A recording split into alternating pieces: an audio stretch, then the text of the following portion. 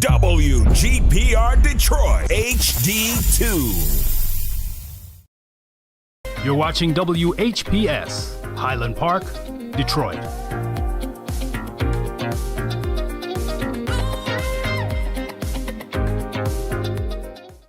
FM 88.1 WHPR, Highland Park.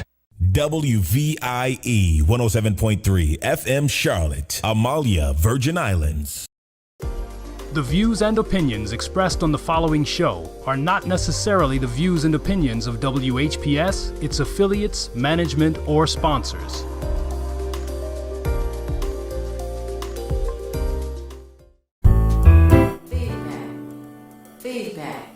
Feedback. Hi, this is Theo Broughton. And I am Thabiti Mpinda. Inviting you to join us each Monday at 9 a.m. for Feedback, A positive image production by Hood Research. Encourage others to tune in each Monday on Comcast Detroit, Roku, Amazon Fire TV, watch WHPR TV Network anywhere. And take us along with you. Feedback. And take us along with you. The Biddy, that's my favorite commercial. Anyway, I guess in addition to the trail mix being nuts, N-U-T-Z, about our health. Thank you so much for tuning in today. My name is Theo Broughton, and I'm co-founder of Hood Research, and my co-host, The BD, and we welcome you to the program. And I think we should start out by giving a shout out to all of those of you who are tuning in. And the BD, this past Saturday, the program that Hood Research put on was very successful. And there were, it was either 12 or 13 candidates running for police commission. Of course, we had other candidates there. And the gentleman, Anthony Adams, who's running for mayor of Detroit, was there in the house as well. And the co-founder of Hood Research was in the house. You know, some people always say, you say co-founder, you don't say president or prime minister or anything like that. What is this co-host? I said, well, there is a co-host, and here he is, right here. You know, so anyway, it went really well.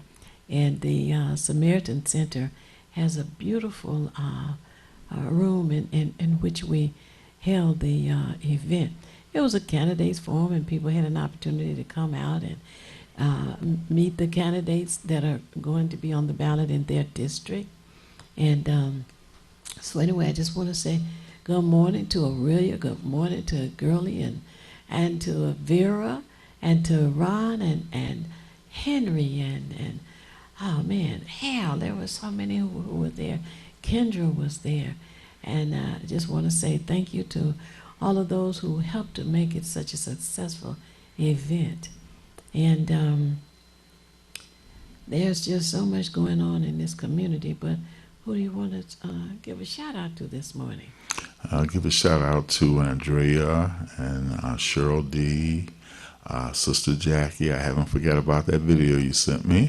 Mm-hmm. Also Ruth Ann, Brother Fred and Shane, Brother Gene Hackett, one of the newer viewers I've got going. Mm-hmm. And as I always ask, you have your friends, family, neighbors, co-workers, friends, acquaintances, church members, anybody you know. And also, if you look, you'll see the numbers that you can call in at the bottom of the screen. So I would suggest that you put these numbers in your contacts, so that way you can contact us, and it'll always be in your phone. Mm-hmm. That's right. And you know, news. There's a program. News you can use, and there's an article that I discovered this morning that the BD is going to share with you about our broadcast. Now, if you want to keep up with this busy lady to my left, well then here, take this in. Night Talk in Detroit. Hood Research does it again. If you thought 2 broadcasts weren't enough, Theo Broughton now hosts 3. Theo covers day, afternoon, and night. The day broadcast is Mondays, 9 a.m. to 10:30 a.m. on WHPR TV, Channel 90 on Comcast, and on regular TV, Channel 15.2, with alternating co-hosts Thabiti and Pinda, yours truly, and Mark Cummings. Shout out to you, Mark. The afternoon conference call is every Saturday from 3 to 6 p.m. with co-host Henry Teutsch. You can join the conversation by dialing 1-978-990-5000. And the access code is 338729. Thirdly, you can catch Theo on Night Talk in Detroit at 9:10 a.m. Superstation. Join her and co-host Al Martin every Sunday night from 11 p.m. to 1 a.m. on 9:10 a.m. Superstation. If you are a night owl or want to be, tune in. And talk to me. You know, I started broadcasting in 1997, as a matter of fact, with Mark Cummings. And here I am, still involved in it, and I enjoy it very much. And I'm glad to have you as my co-host as well. You know, there are so many things that go on, and I'm glad that we have an opportunity to share it, because all news is not heard by all people. So we want to share information with you. And one thing, the absentee ballots are being mailed out. The head of the post office was appointed by the last president, and unfortunately he's still there. And I say unfortunately because it's been reported that the mail is going to be slowed down by 5 days starting October the 1st. Go figure. That makes sense. That's the long distance mail. I'm understanding your regular mail that you would drop in the regular post office box or take to your local branch station is still going to remain the same delivery time. That's my understanding. Okay, so when you say long distance, if it's going outside of the city, county, or outside of the state, I don't. I'm not sure of the details. I'm thinking it's outside of the state. Oh, okay. But to reduce the days of the mail by 5 days, you know, it's said that the president can't get rid of the head of the post office. I'm understanding there's some board or something. Board of Governors, yes. The Board of Governors has the responsibility, and for some reason they seem to like him. But for someone who is a postmaster general to call the various locations or send a message that you have to destroy sorting machines, he should have been fired a long time ago. But anyway, know this, that the absentee ballots are currently being mailed out. Everyone may not have received theirs. And if you have not received it, you need to call the election department, which is 876-0190. Again, it's a 313 area code, 876-0190. Okay. Now, you can request an absentee ballot if you don't have one, did not receive one, and you were expecting one. It's always good to confirm where you are in this process, because we know some strange things happen from time to time. But you want to make sure that you receive your ballot. You have a right and responsibility to be able to cast your vote for the candidates of your choice. And in addition to that, we have 3 proposals. And we were told about one, that's reparations. That's a good reason to make sure you cast your vote right there. Now, all of a sudden, 2 more have been eased onto the ballot. And to complicate the issue, one of the proposals is on the back.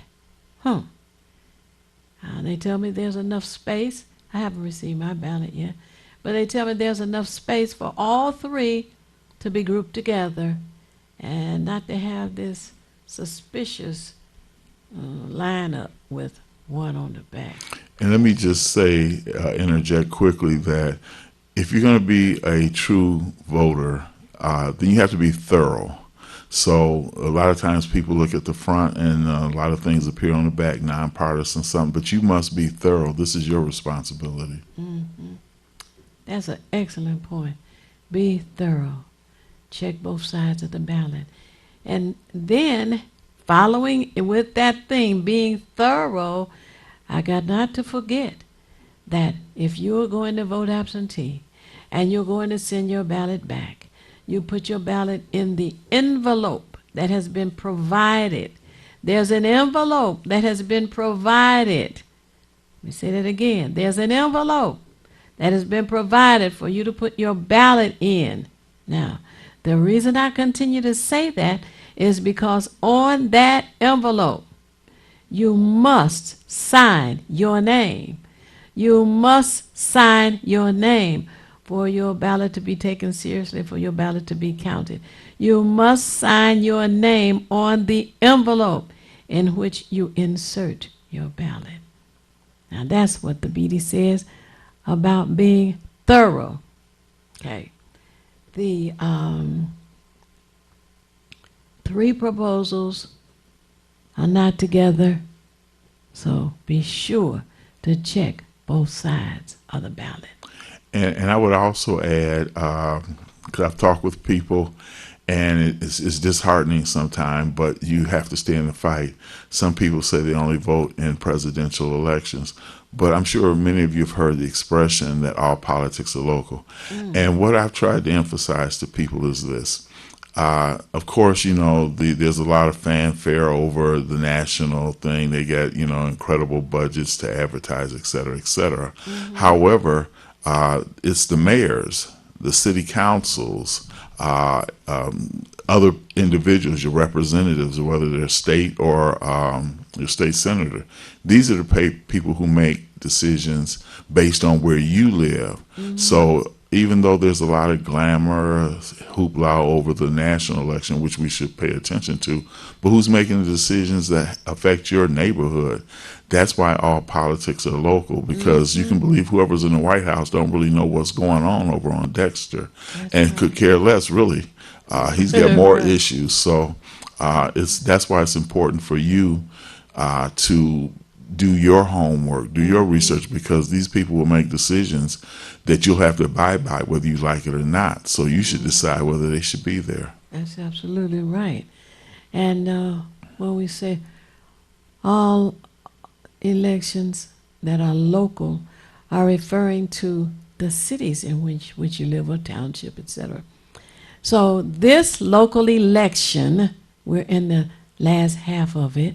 This local election is about the city of Detroit, the city in which we live.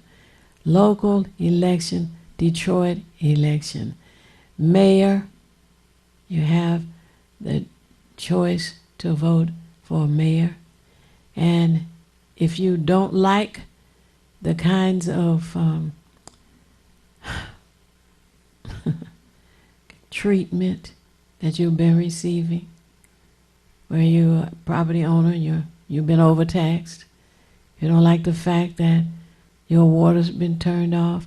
And you know, by the way, Thabiti, we have a hepatitis epidemic. That's not talked about anymore. But there is a hepatitis epidemic, in addition to the coronavirus that is slithering around the city, attacking people.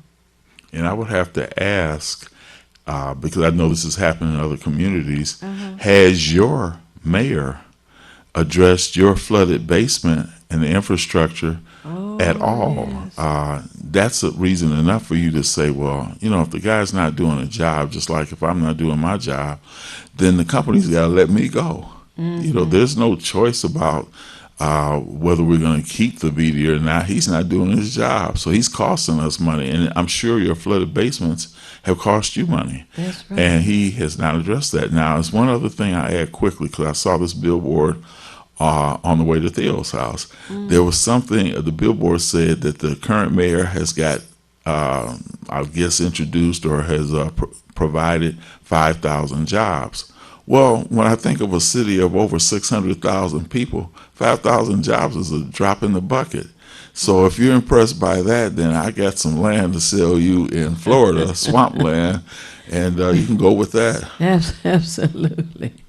Oh man, there's so much to really internalize and understand about what is happening within this community here.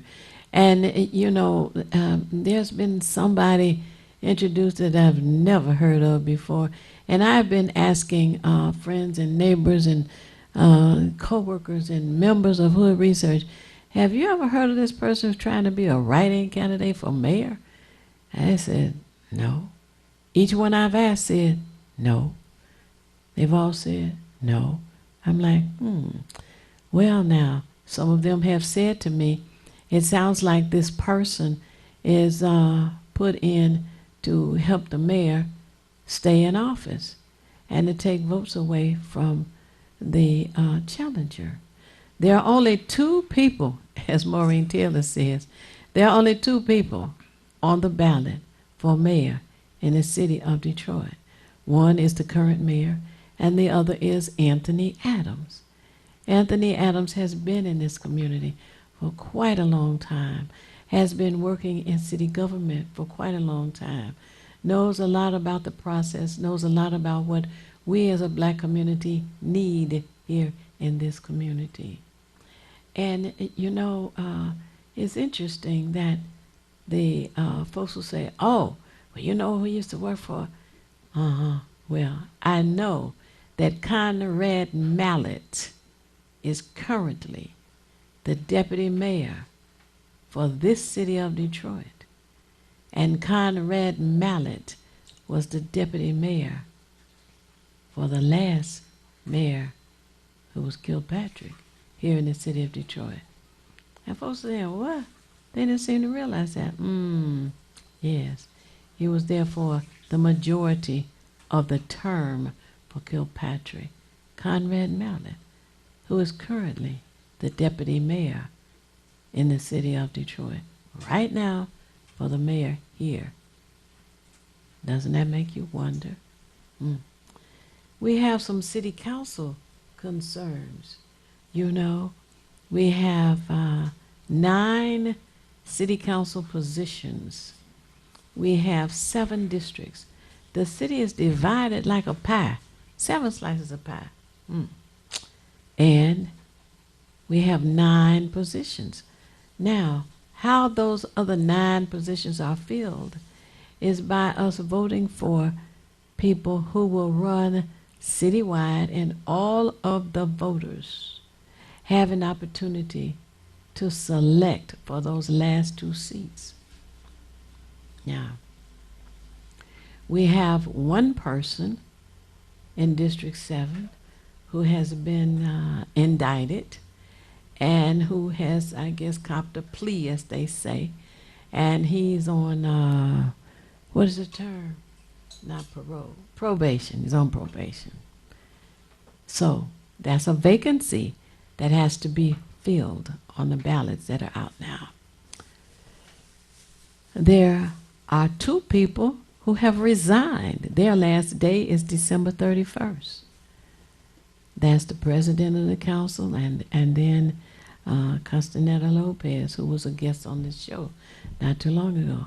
That's 3 seats that we have to fill, Thabiti.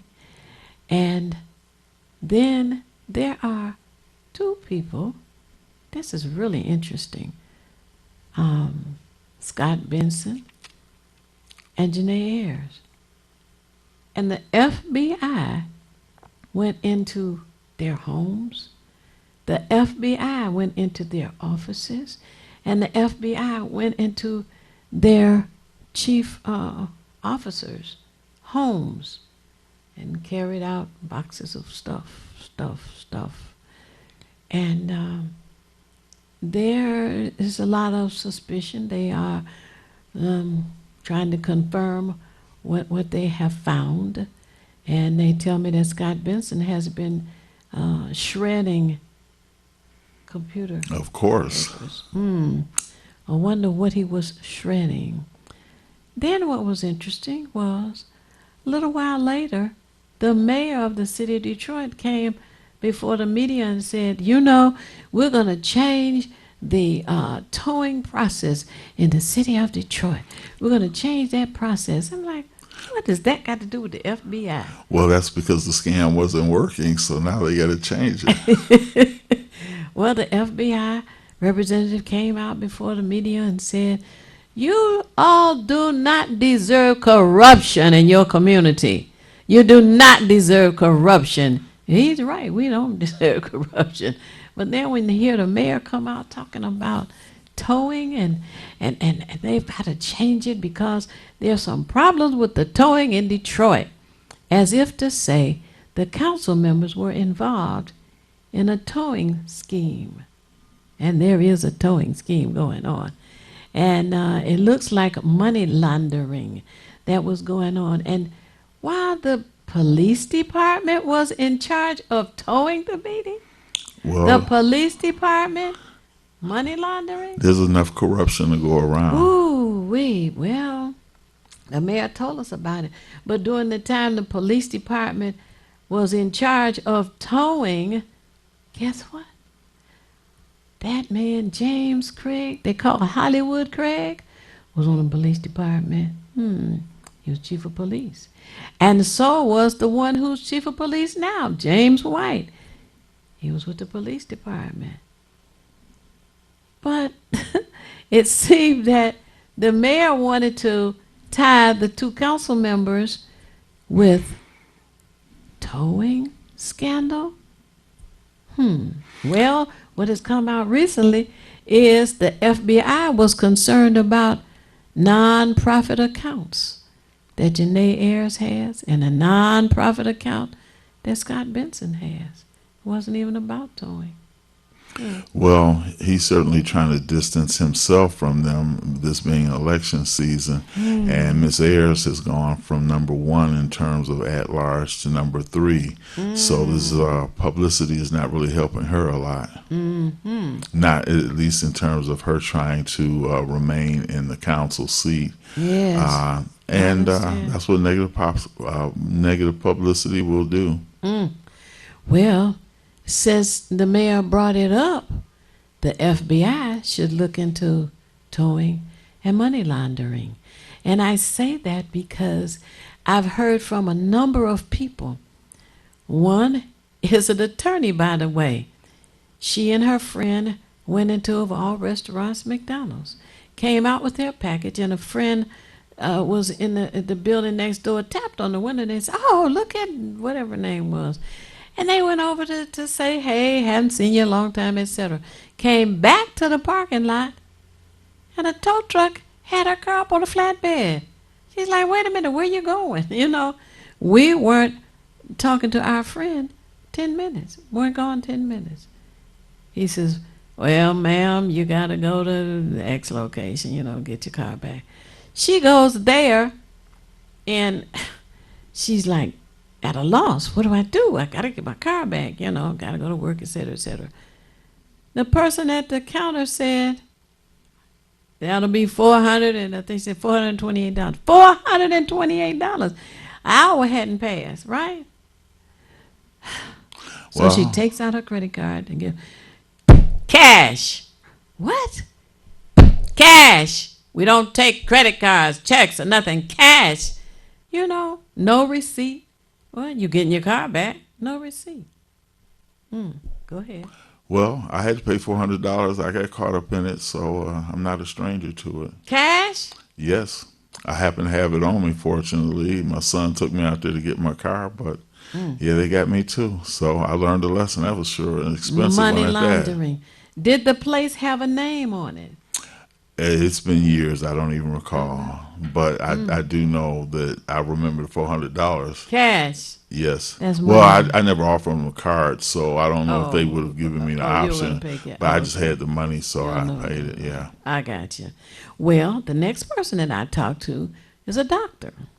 As a matter of fact, he's on the board of governors for Wayne State University. Took his son to a hockey game, parked in a legitimate location, came out, I don't know, 10:30, 11 o'clock, whatever time the hockey game's let out. His car was missing. Wait a minute, what's going on? So it's at night, you and your son, and you're like, oh my goodness. So he tracked down that his vehicle was at this nondescript location. He goes there to get it. Same thing. But I was parked in a legitimate location. I don't know what you're talking about, sir. He's giving his credit card.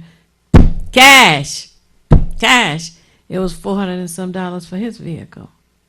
And the most recent person I spoke with was parked in a parking lot. A parking lot that had been designated for him to park because he had to go to the office that was on the second floor of the building. Came back, his car was missing. Like, what is going on? So he finds out that his vehicle is at a nondescript location, goes to get it, $500. He's trying to, get him in the car. Cash, $500. No receipt. Well, you're getting your vehicle back. You need a receipt for. All of this was while the police department was in charge of towing. I wonder what the FBI is doing about that.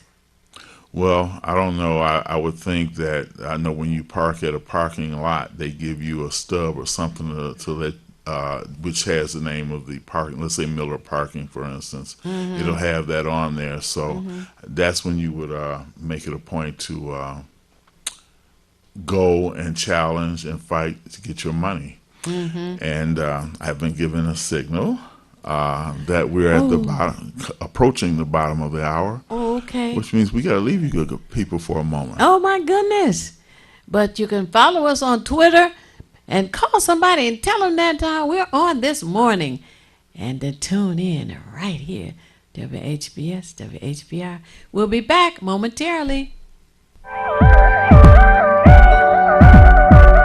You're watching Detroit's own WHPR TV. Detroit Live. This is Theo Broden from Feedback. You can watch me 24 hours a day, 7 days a week at WHPR TV Now app. Download our free app at WHPR TV Now. Monday at 9 a.m. Eastern. It's the These Nuts Show with your host Butter and friends. Butter here, magician escape artist, practicing for my show tonight. Come on in, have a seat. All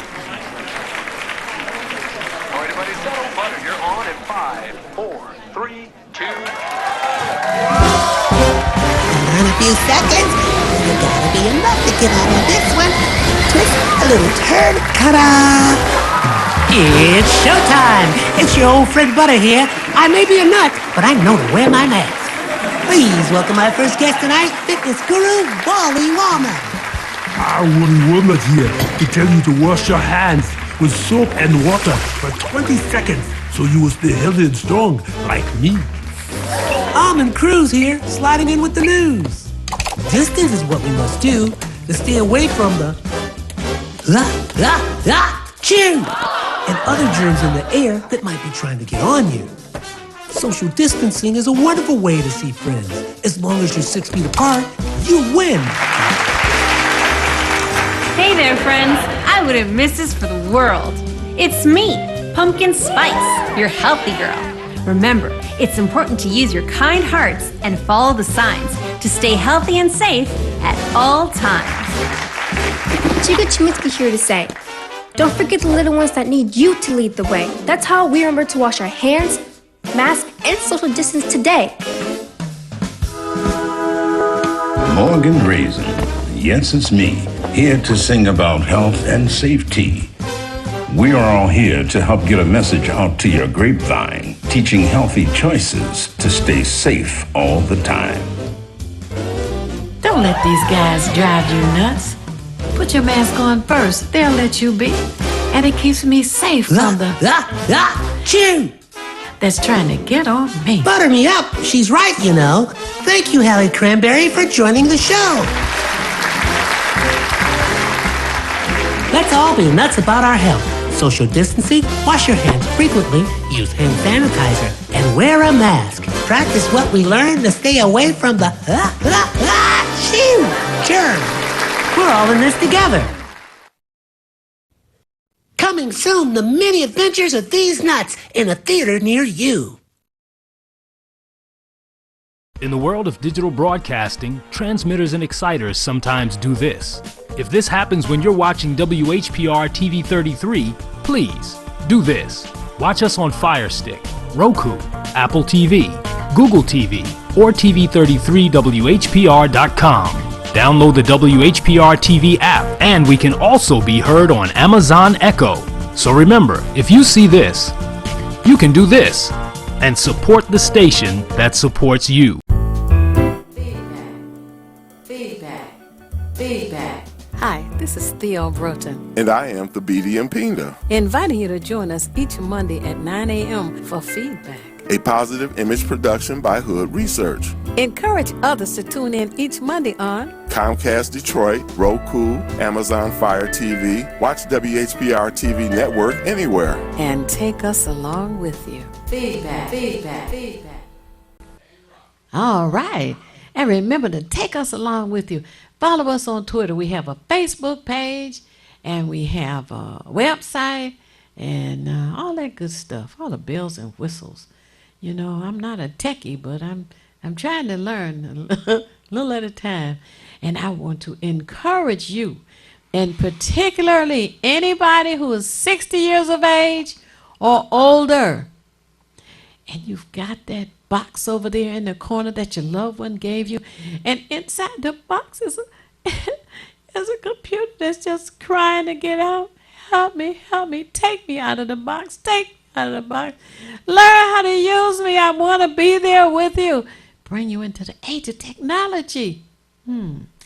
Well, Wayne County Community College. Wayne County Community College has classes for anybody who's 60 years of age or older, free. The classes are free. For the computer's trying to tell you the classes are free for you if you're 60 years of age or older. They have all kinds of classes at Wayne County Community College, but if you have that computer sitting in the corner in the dark crying for help, know that you can go to Wayne County Community College. They have Introduction to Computers. They have another class, Navigating the Internet. Navigating the Internet. There is so much to be learned on the Internet. The Internet has replaced encyclopedias. Just in case you were wondering what the Internet is. Electronically, it has replaced encyclopedias. And you know, Thabiti, remember, Hood Research started teaching Introduction to Computers in 1996. There was this commercial that was on, and people would hear Windows 95, Windows 95, Windows 95, Windows 95. We said, what the heck is Windows 95? So this was 1995. We started looking into it and found out that computers were coming online for the broader community. Now you say, well, computers have been around a long time. Oh, yes, they have. Computers have been around for a long, long time, but they were not accessible for the general public. 1995, they were being introduced to the general public. We found out about it, we meaning Hood Research, and we started teaching Introduction to Computers. Well, Wayne County Community College was right there as well, and they're teaching it, continuing. The second class is Introduction to the Internet. Now, when we started Hood Research in 1996, you know, you could sit down maybe few hours or a day or 2 or 3 and learn all that was on the computers. Today, oh God, it would take you 1,000 years. There's so much on the computer today. And there is a third class as well, which is a more advanced class. So for those of you who have a computer as a gift, or maybe you've thought about purchasing one, know that you can take classes free at Wayne County Community College. And I would just add that we all fear the unknown. So certainly many of you who have had the computer sitting around have thought that maybe this is just a little too advanced for me. I generally use the analogy of we're the Flintstones trying to catch up with the Jetsons. I love it. So you know the contrast between those lifestyles. But the thing is that once you begin to learn, it starts something, it begins a momentum that will keep you going. So don't let fear, I know that many of you, particularly, let's just say baby boomers and above, remember the old, let's say the Buster Crab, Flash Gordon kind of stuff where somebody's fooling around with a computer and then all of a sudden smoke and sparks fly out. This is not going to happen to you. So don't have that fear. The worst thing you have to do is they would call it reboot, which is basically turn it off, turn it on again. So since the classes are available, you should make yourself available as well to that, and never fear learning. There's an old Danish saying that says, "He who is afraid to ask is ashamed of learning." Never be ashamed of what you don't know, because no one knows it all. And take advantage of that. Now, as Theo said, there are many classes there. I've taken a class in lawnmower repair. I thought I might do that when I retired, but my primary interest was just to get my own lawnmower going and learn how to maintain it. And I've taken classes for YouTube, which is another internet vehicle or platform that you can go on. And I've taken a number of other classes there. So take advantage of it. It's not going to cost you anything but the time to get there and learn. So make it a point. This is to better yourself too, and it broadens your whole let's say perspective on things, and it allows you to communicate to a broader group. So take advantage of it because it's there for you. And I'll look forward to seeing you there in those classes, because I'm going to be there. I'm going to tell you, the price is right. Hey, isn't that the truth? And for others who want to take classes, have thought about it but never taken that first step, there are Pell Grants as well. They have counselors who can walk you through the process of registering there at the school and learning how to use a Pell Grant if that's what you need or want to do. The next thing on the headlines, Detroit Public School. We have a school system that is not servicing the community as efficiently, effectively as it could and as it should. We went from 180,000 students and a superintendent that, I don't know, maybe made $100,000 or so a year salary. We now have 50,000 students in the school and a superintendent that makes $500,000 a year. Go figure. I have an issue with that. And the reason I have an issue with it is because this man came from Florida. Florida was happy to see him go, they tell me. He comes here, $500,000 a year, 50,000 students, quite a drop in the population. Last week, it was reported, seems like underground, that the principal of that school was attacked by students, knocked unconscious, sent to the hospital. He's still being treated medically. Now, instead of the superintendent, who makes $500,000 a year, being concerned about the principal, he fired him. Go figure. He fired him, saying that since he couldn't keep the school under control, he needed to go. Now, this man, who was a principal, was recruited from Florida. So now he's hospitalized, unemployed, away from home. Wow, such concern by a superintendent that makes $500,000 a year. The following week, the principal issue happened on the east side of Detroit. The following week on the west side of Detroit, students are now losing their ever-loving mind, going through the school, starting fights, fighting with each other, hurting each other. What is going on? All of this violence in the schools.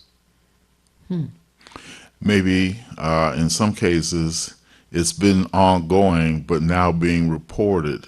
I would not say that it's equivalent to police beatings, but we knew that police were beating black folks, killing black folks, but now it's become more out there where people are aware of it, and I think the schools are the same way. It's just that now they can't hide what they had hidden before, and so now it's on the front page instead of the back page. And as Theo said earlier about the principal who got assaulted in school, they try to, I guess it's like if there's abuse within a home, they try to keep it within the home, but at some point it spills out where you can no longer contain it. And I would add too, there's I don't really know that much about it because it's more of a site for young folks, but there's this TikTok thing where they constantly have challenges. Well, one of the recent challenges was for students to break in schools, or while they were there to just damage things. So they've been busting urinals and toilets and just trashing schools. And they've shown this on television as well. Some of you who have looked at some of the mainstream media have seen this. But yeah, some of these internet sites have been challenging students to go in and damage their own schools, which is crazy. So again, now it's coming to light what has already been there in the dark. And one of the problems we have is that parents aren't being held responsible.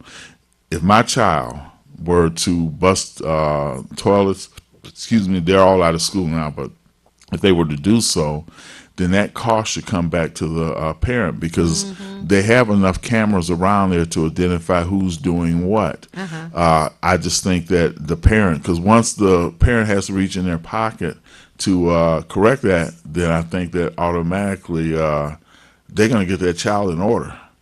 If they don't, then we have that pipeline to prison, because if you don't discipline them, they will be on their way to the some sort of judicial punishment. That's right. And you know, the one point I want to add about that on their way to prison situation, many of the prisons and jails are outside of this city. Cities receive money. Now, by the way, we all pay taxes. Taxes are what provide services for the various municipalities. Okay, now, when you have the prisons and jails located outside the city, and the residents from that city end up in those prisons or jails, they are counted as part of the population in that area.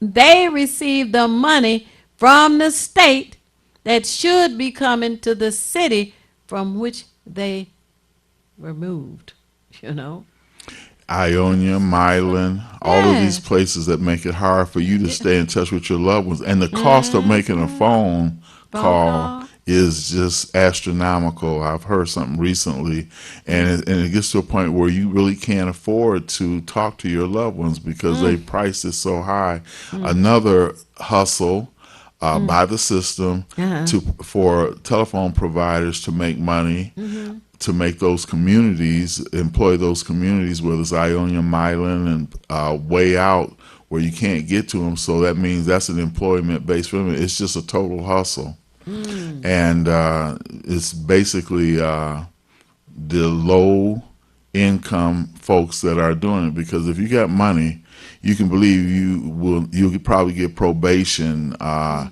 slap on the wrist, but we get punched with the iron fist.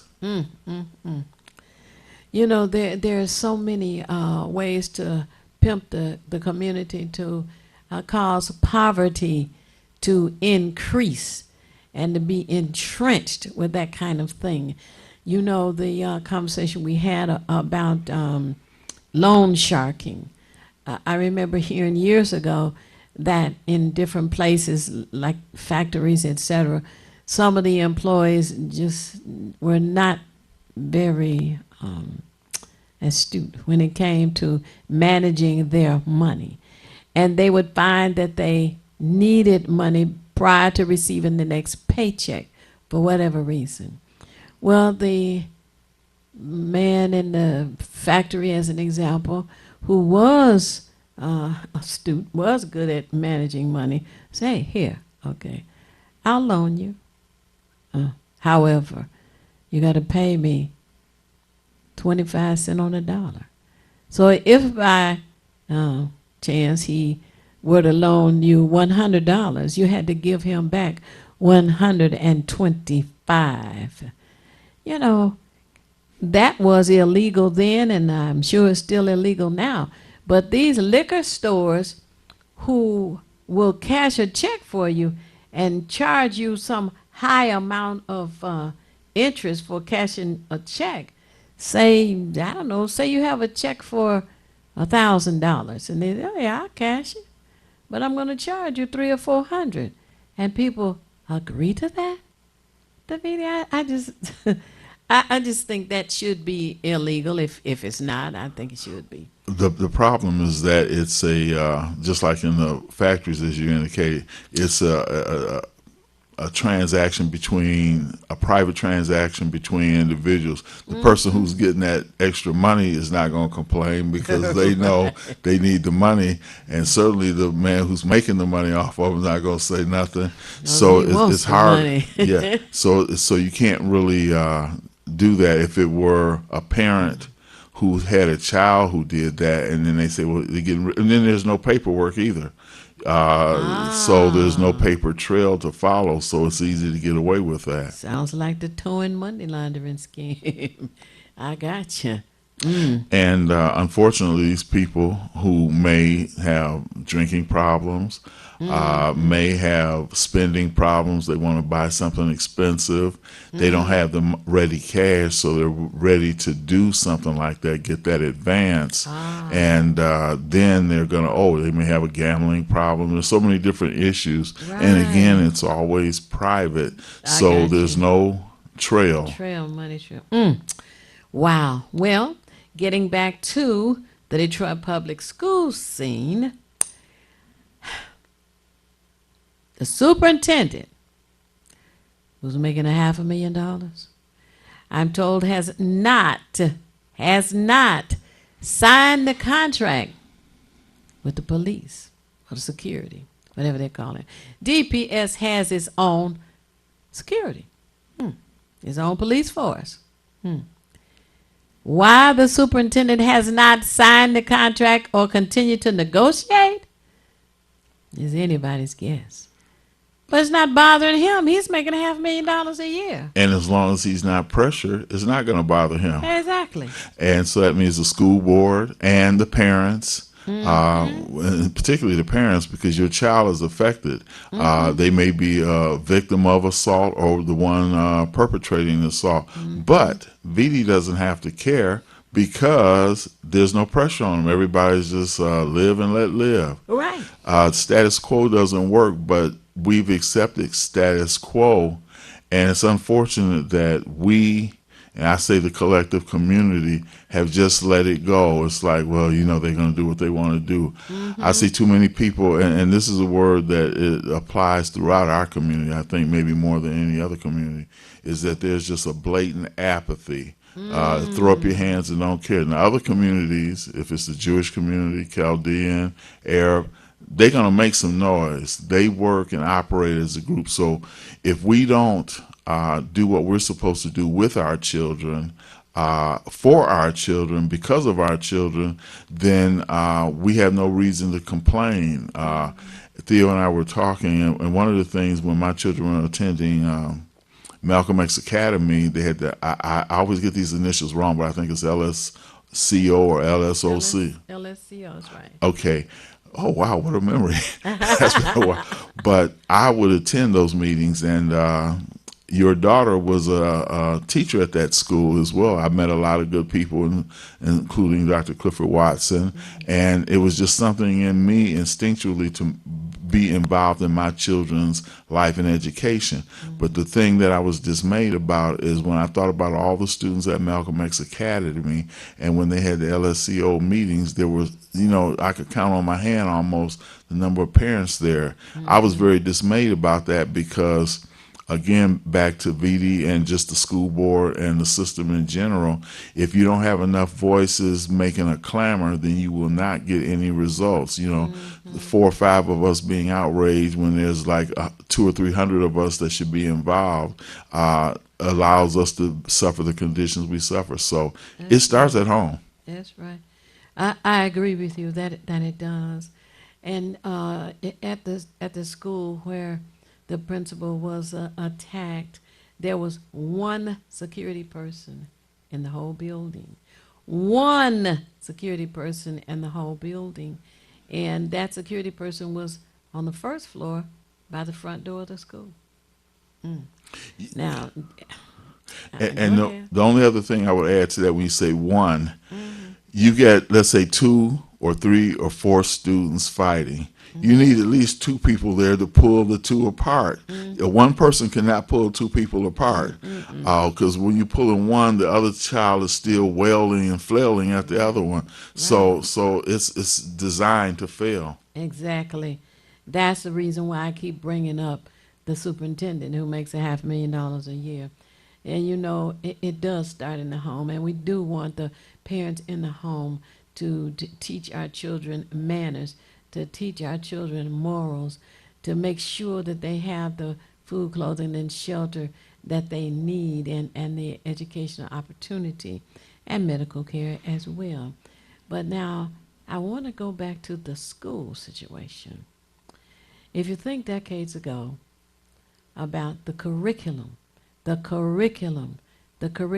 means the classes that are taught in each and every school. Decades ago, we had electrical shop, we had journalism, we had wood shop, we had driver's training, we had swimming, we had drama, we had welding, we had clothing, even had clothing design. They had culinary arts. Commercial foods. That's right. All of those things were available decades ago. This Detroit public school system. Today, many of those things have been removed. And if I'm remembering correctly, starting around 1997, with the person who was governor at that time, John Engler, by the way, he was also involved on the board in Michigan State when the doctor was molesting students. Anyway, he started having removed many of the classes that are on the curriculum now. But funny, they still exist in many of the suburban schools. How about that? Now, when you think about the classes that were eliminated, those were classes that students looked forward to taking. That was many of the reasons why the students came to school. They looked forward to driver's training, especially the guys. Oh man, I can't wait till I get my driver's license, you know. They look forward, some of them look forward to the drama classes. Some of them look forward to wood carving, electrical classes, all of those electrical shops. Now, of course, there was music and sports, and a lot of that has been removed as well. But you know, when those reasons for coming to school are eliminated, and that leaves the students to their own crazy ideas and what they want to do, and they're angry because of something that happened yesterday or the day before, how they may or may not have been treated at home, or food, clothing, shelter, something that has been eliminated because of a poverty, low income, and the families may be transient, and they have to move from school to school, day to day, week to week, not having a stable life, and the school not providing some sense of joy, some sense of learning, some ideas that may want a child to become an entrepreneur. Hey, they're going to an electrical shop. Well, I can become an electrician. They even had classes. So if a person wanted to become a plumber, they learn classes there as well. And you know, being in business for oneself can generate as much or more money than working for somebody else. Those classes were a part of the curriculum for the students decades ago. Now, you mentioned, and it's true, that in other communities, but those communities fought to keep those things. I took wood shop, enjoyed it, made some nice things. I did metal shop. I also took piano classes when I was at King. There was just so many different things I got involved in. But we always talk about right brain, left brain. So one side of the brain is analytical, which is what it seems to be the focus now, academics, over vocational, which is the creative side. And unfortunately, not having an outlet, as you said before, Theo, everybody's not college bound or wants to go to college for that matter, you know, for the professional thing. Now we're approaching the top of the hour again. Wow. So you know how time flies when you're having fun. Absolutely. And we must stop for a station identification. We have another half an hour to go. So hey, you might want to go get some juice or coffee or something and then come right back. And remember, you can always follow us on Twitter when we're not on the air. Call somebody, tell them to tune in. And during this interim, you might want to get your pen and paper. I forgot to tell you about that. That's right. We'll write something down. All right. And we will be back momentarily. You're watching Detroit's own WHPR TV. Detroit Live. Hi, this is Thabiti Mpinda from the Feedback Program. You can watch me 24 hours a day, 7 days a week on WHPR TV Now app. Download our free app at WHPR TV Now. Monday at 9 a.m. Eastern. Hey there, it's me, Butter, with my new book, The Many Adventures of These Nuts. Let's be nuts about our health. Join me and my friends, Wally Walnut, Almond Cruz, Pumpkin Spice, Tika Cheminsky, Morgan Raisin, and Hallie Cranberry, here with rhythm and song to share a fun way to stay safe and healthy. So together we can all be nuts about our health.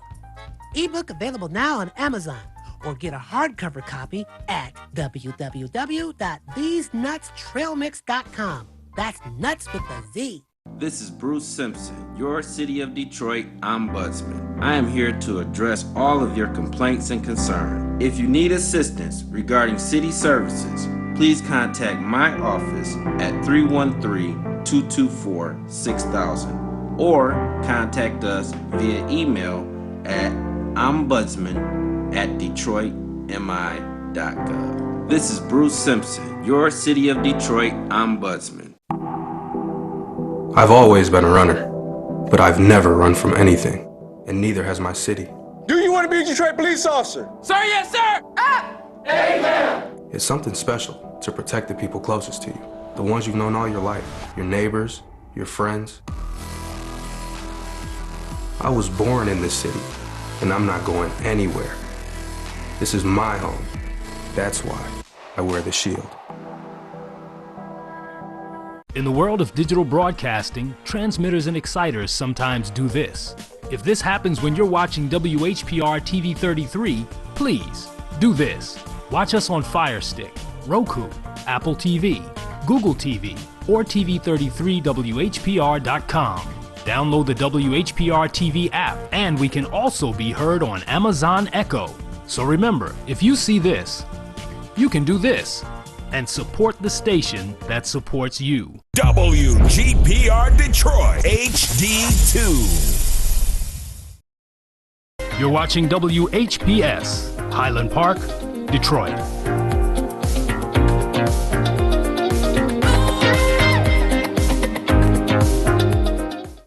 FM 88.1 WHPR, Highland Park. WVIE 107.3 FM Charlotte, Amalia, Virgin Islands. The views and opinions expressed on the following show are not necessarily the views and opinions of WHPS, its affiliates, management, or sponsors.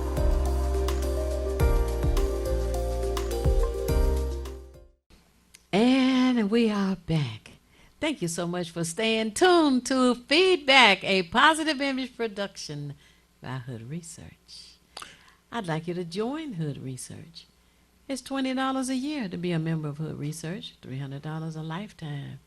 And lifetime, we are 29 years old this year. 29 years old. You know that? 29 years old. And we have been involved in the community and sharing as much as we can, you know. Join Hood Research. Be a part of something. You know, if you're in your church, you got to make it a point. You know, whatever you're a part of, become an active part of. Don't just be a part of it in name only. And I have to give this shout out. I have on a shirt that says Generational Wealth. This was purchased from Roshan Watkins of WHPR TV because, and I wore it intentionally because that's another thing that we have not really tried to work with within our community. Generational wealth. So I wear that shirt because it does stimulate conversation and it makes a person think, what am I going to leave? We cannot, and unfortunately, we have remained consumers too doggone long when we should become those who are creators and inventors and not just and producers as opposed to just consumers, because they know that all they got to do is put something with some flashy lights on there, some neon colors on there, and make it popular, make it a fad, and there we go. We reaching in our pocket. That's why the loan sharks is getting some of y'all, because they dangle these little things, and as you know, many of you who have studied any parts of history, this is how America was taken over in parts of Africa. They come over with them little shiny beads and everything and give it to the indigenous people. And while they were looking at those shiny beads, they was getting all the land. And killing them with smallpox. Yeah. And we're still dealing with that today. So I'm just saying, again, I'm shout out to Roshan Watkins, that generational wealth. Let's try to leave something, because other communities do it. We want to ride around in a fancy car. Theo's told me this story a couple of times about a friend of hers, her husband's, and he got a nice shiny car, and instead of going on a nice drive out along the riverfront or something like that, he wanted to ride through the neighborhood, letting all the boys say, hey, look what I got. Down 12th Street. Let's ride down 12th. Like, why you want to ride down 12th Street?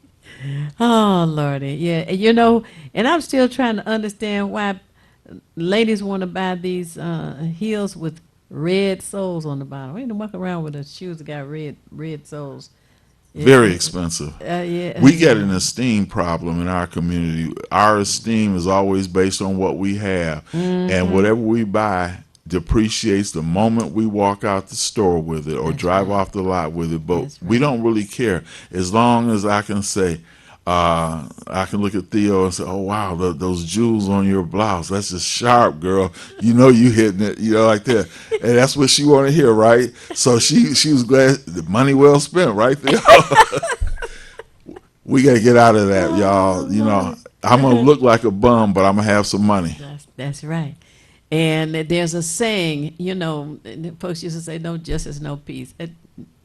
Ditch that. The saying should be, "No justice, no profit. No justice, no profit." That's what the saying should be. A fool in his money, but let's not be foolish. Because it's soon parted, as they say. I remember, and I just got to give one or two quick stories. I remember a guy, when I was coming up, I was in my early 20s. He had an apartment, but he was sharp every day, and he drove a Lincoln. And him and I became acquainted because we were neighbors. And he didn't have nothing in his house, no furniture, nothing. But when he left that house, he was sharp and looking good. Oh, wow. Now, but this is not only in our community. I've worked in skilled trades with Caucasians. I remember one saying how this Caucasian man, his car broke down on the side of the road.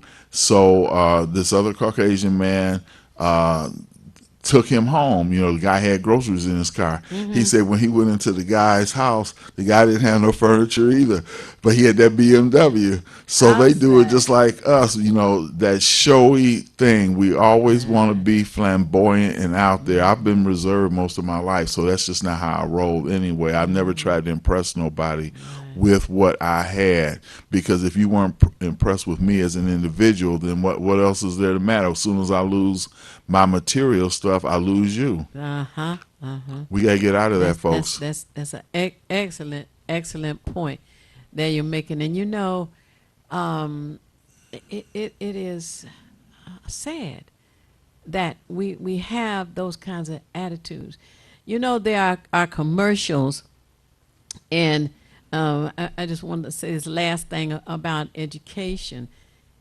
I don't remember the principal of school, superintendent, or board, or anybody putting any kind of money into commercials to encourage parents to participate in the LSCO or the PTA. I remember that. And there should have been an opportunity made by the educators and the administration to let the parents know that it is important to participate with your child. And the reason it's important to participate with your child as it relates to their connection with education and their development into adulthood. Because oftentimes a parent says, "Oh, okay, well, the teacher is a professional. They're supposed to take care of the kid when I don't like that word kid, the child, when I take the child to the school building. And when they go in there, that's where the learning is supposed to take place." But that's only part of it. The families have to be a part of it. Now, when it comes to consumerism, our people have been blocked many times when it came to having businesses that would be very lucrative, or jobs that would be very beneficial or lucrative. You hear about the glass ceiling of this. You hear about applications being filled out by our people, and a little mark would be put on there to let the next person in the process of employment know that that was a black person we interviewed, and you can put that in the trash. Don't have to worry about it. And we've had so many blocks in working towards a better quality of life, or a different level of life, that it has been rather discouraging. But today, we need to understand that supporting one another will make our community better, will make our lives better. And there's something that I've started looking into, and that's curb appeal. The properties should have curb appeal. The person, the guy you were talking about, comes out of his house all dressed, looking nice, and driving in a nice car. that would be considered curb appeal or body appeal, person appeal.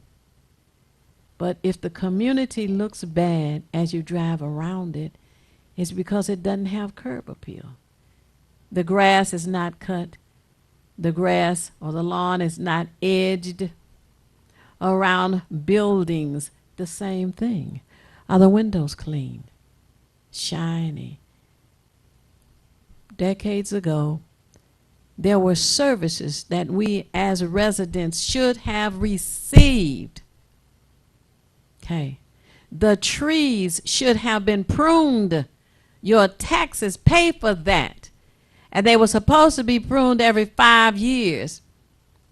I'm even hearing now that DTE, who's supposed to keep the trees out of the wires, is pruning the trees in Detroit every 9 years instead of every 5.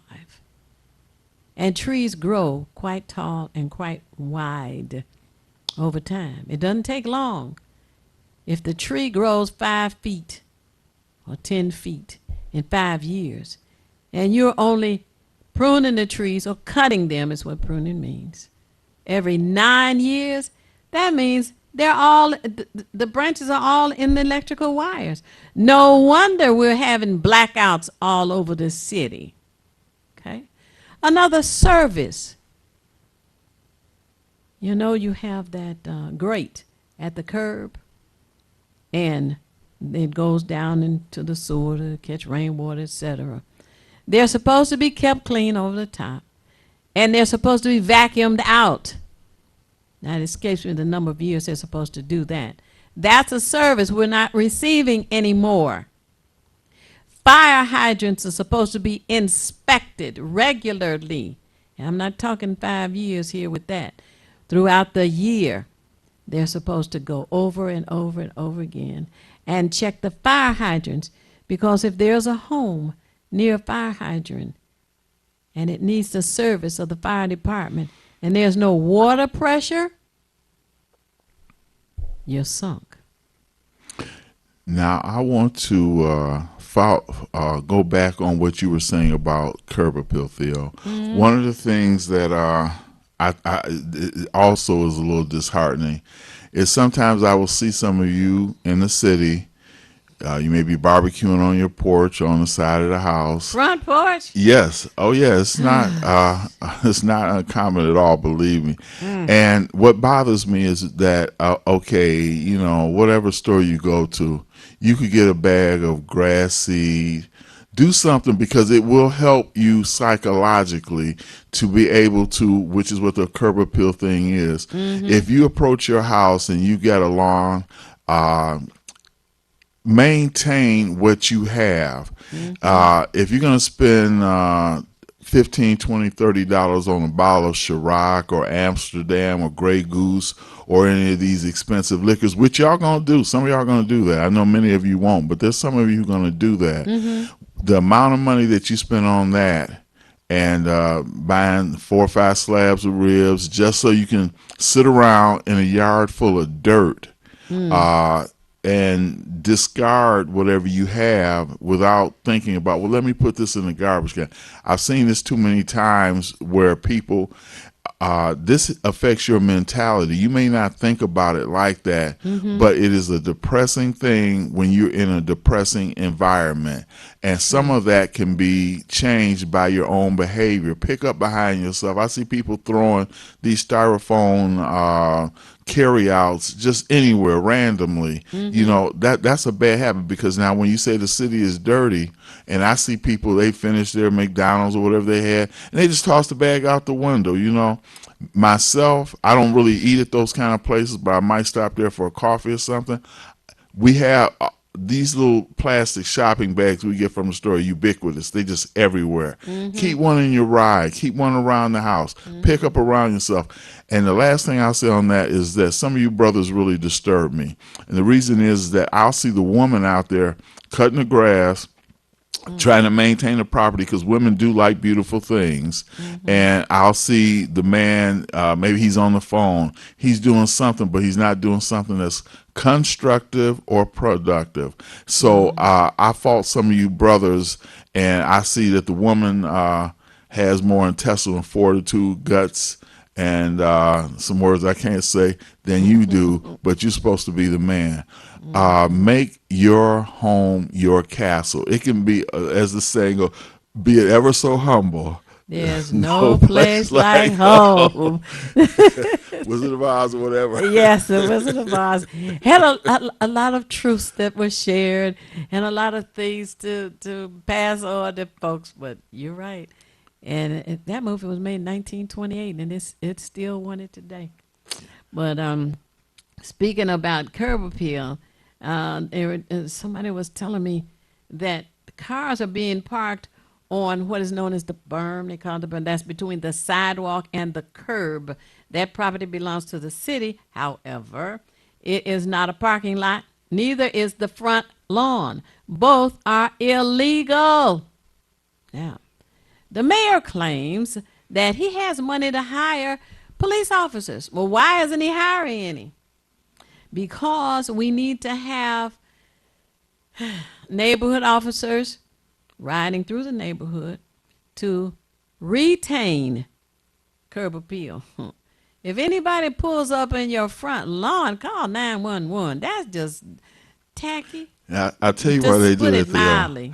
They get these, again, we back to that material thing. They get these nice cars. They're afraid to have them out there where somebody can get to it, so they park as close to the front door as they can. Yeah, they want to be in the living room, park the car in the living room, right, to keep it safe. Yeah, for heaven's sake. Yeah, they spent, and I get my daughter's been shopping for a house, so this is an excellent transition to, okay, she's looking for a house. Her agent happened to have what they call a Jeep Gladiator. He's Caucasian, and down the street from where one of the houses she was interested in, she didn't get, there was a brother. Y'all know what I mean when I say brother. He had a Gladiator too. So the Caucasian went and asked his brother, because the brother had his car sitting up on these high rims, and they were gold. Gold color. So out of curiosity, he went down there and asked the guy, since they had similar vehicles, how much did those rims cost? And the guy told him $10,000. What? You can buy another car for $10,000. Yes. Yeah, but he's the one that would park up on the grass because he got $10,000 rims on there, and he want to make sure nobody get them. Oh, Lord have mercy. Misplaced priorities. $10,000 on the rims on the car. So that don't even That's have to it. give him status. Oh yeah. Oh yes. Look at me. You imagine somebody hits it. There seems to be a lot of accidents going on these days too. And shootings. Oh yes, yes. But I do say, I agree with you that a lot of it starts in the home. I agree that a lot more of it has to do with the lack of curriculum that encourages learning.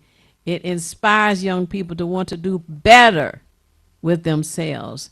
It also has a lot to do with this negative music, and you know how I'm against that. The negative music and the slang that young people are using. I think the adults won't find out about it. But the slang I always talk about is spray the block. Spray the block is a slang that does not mean go next door and water your neighbor's grass. Spray the block means get you a gun and go out and kill anybody you want, anywhere you want, anytime you want. What kind of attitude is that?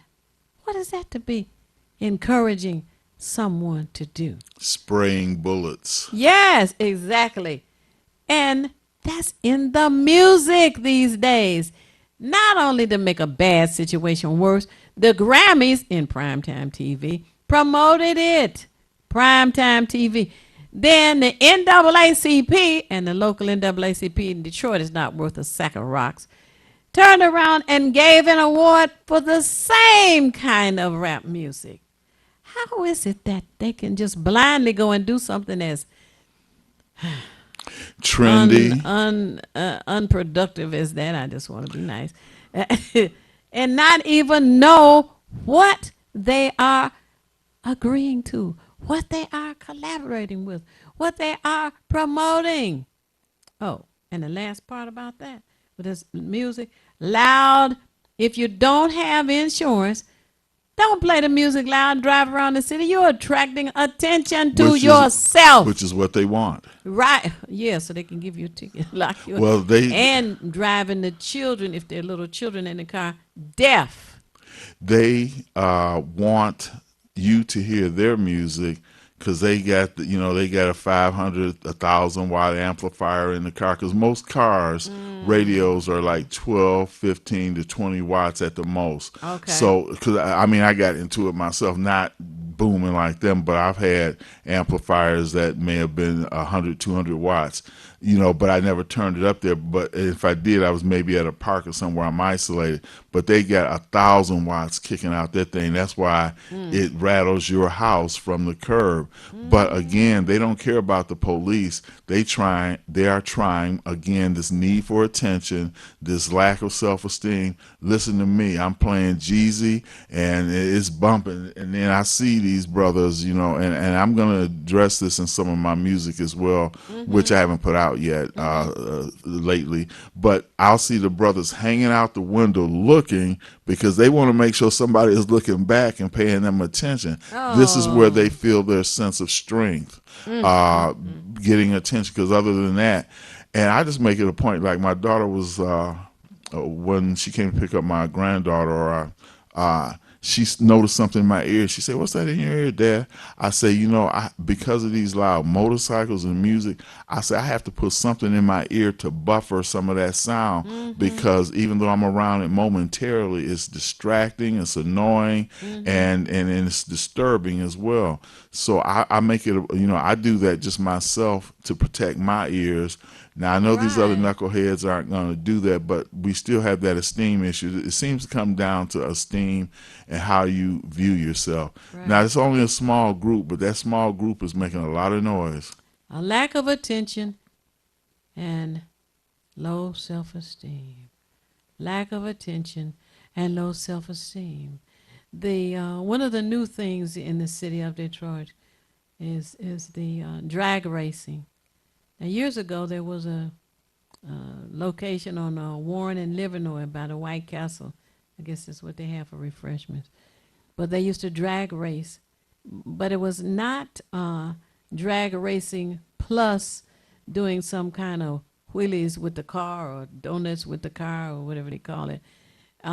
It was just simple drag racing. But today, there's drag racing all over the city, down private streets, residential streets, okay, and also in the intersections doing the what do you call it? Donuts and something else they call it, right? And drifting.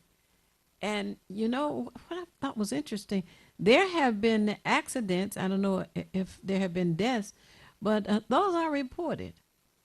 And it seems to me that would be one of the points to share with the whole community and with those who are drag racing and doing the stunts. Now, I have to say that what has really prompted that is this, it's a franchise now. I think they made at least 7 or 8 movies on it. It's called Fast and Furious.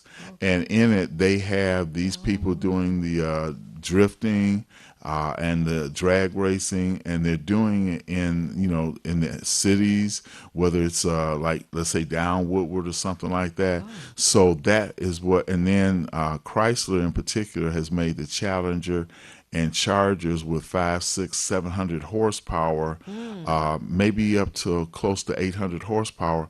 So these guys get these cars, they put the loud mufflers on there, and again, they need that attention. So they'll race down any street. I'm thankful that there are speed humps, but I've seen people go down there not caring about what happened to their car, still flying anyway, but that's on a minimum. But because of the Fast and Furious, and Theo, you know this even more so when you were talking about video games and you were talking about Grand Theft Auto and how they would be killing the prostitutes. All of this is coming out of that same thing. So people, particularly youth, are being programmed and then they're acting out. It's, again, for me, it's life imitating art. The art has shown something that appeals to them, and so now the children imitate that. So this is why you have these all this crazy driving because of Fast and Furious, and they just came out with a new one. I think it's F9 they call it, because they're running out of ways, just like Star Wars 1, 2, this, that, and the other. Well, this is a franchise, and it's all based on racing. Oh, I see. You know, the city of Detroit has a lot of land. It's 139 acres, 140 acres, depending on who you talk to, I guess. And I'm told that there are areas that could be used for that as a sport if they, want to do it. Just like you have the NASCAR races and the Indy 500 and the whatever else. And they have racing even on Belle Isle that Penske organizes. But yet for the young people who want to do this, there does not seem to be an outlet location. And so maybe there should be some location out of this 139 miles of land in the city of Detroit that could be set up for that. Now, when you're dealing with practical, rational people, some of the guys that like that will go there. But there's still that guy who wants to race down the street.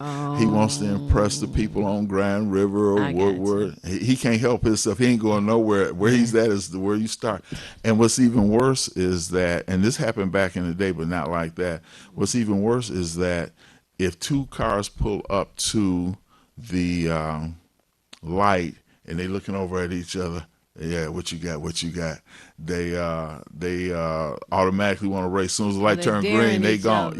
So they're not trying to go over to Livernois and Warren. And I'm gonna say this quickly and I'll let you wrap up. Is I used to be a part of that Livernois Warren thing, but we did it at night, and the reason they chose Livernois is because you got that long Detroit Edison building where there's no side street, so you could race from Livernois up to about McGraw or Tireman for that quarter-mile run, and you didn't have to worry about cars coming out, and it was regulated. Guys, it was regulated. But now we're down to the last 2 or 3 minutes, so here we go.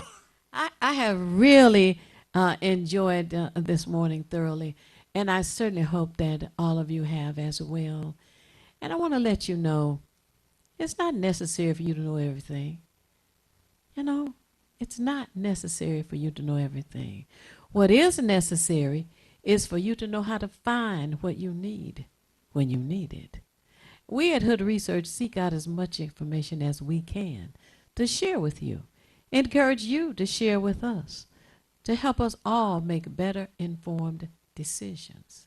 And on Saturdays, we have an afternoon with Hood Research right on the telephone. You don't have to leave your home, your easy chair, your bed, your backyard, anywhere. Just pick up the phone and dial 1-978-990-5000. The access code is 338729. Press the pound key and join us. If you didn't have your pen and paper handy like the BD recommended, you can always Google Hood Research. The information will be on Google's website, Facebook page. And if you don't have access, we're recommending you to take that computer out the box. Call one of your young folks in the family. I'm sure they're able to help you out. BD. 2 things. One, in the words of James Brown, and we're talking politics and just life in general, everybody over there, get on up. Yeah. Everybody right here, get into it. Everybody down there, get involved, get involved, get involved. Right. And the follow-up to that is if you want to be nothing, do nothing. But the only problem with doing nothing is you never know when you're finished. All right. Tune in again next week. Peace. Hey there, it's me, Butter, with my new book, The Many Adventures of These Nuts. Let's be nuts about our health. Join me and my friends, Wally Walnut, Almond Cruz, Pumpkin Spice, Chica Cheminsky, Morgan Raisin, and Hallie Cranberry, here with rhythm and song to share a fun way to stay safe and healthy. so together we can all be nuts about our health. Ebook available now on Amazon, or get a hardcover copy at www.thesenutstrailmix.com. That's nuts with a Z.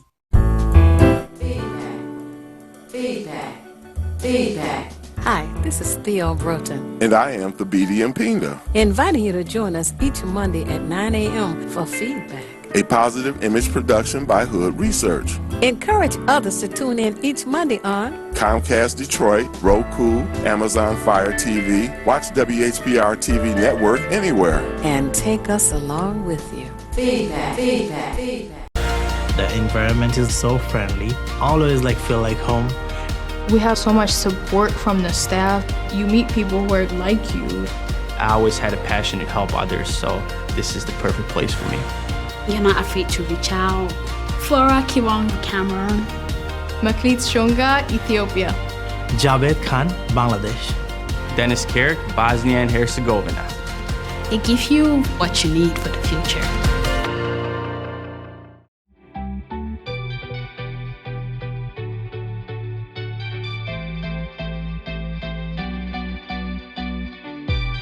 You're watching WHPS TV, Detroit Live.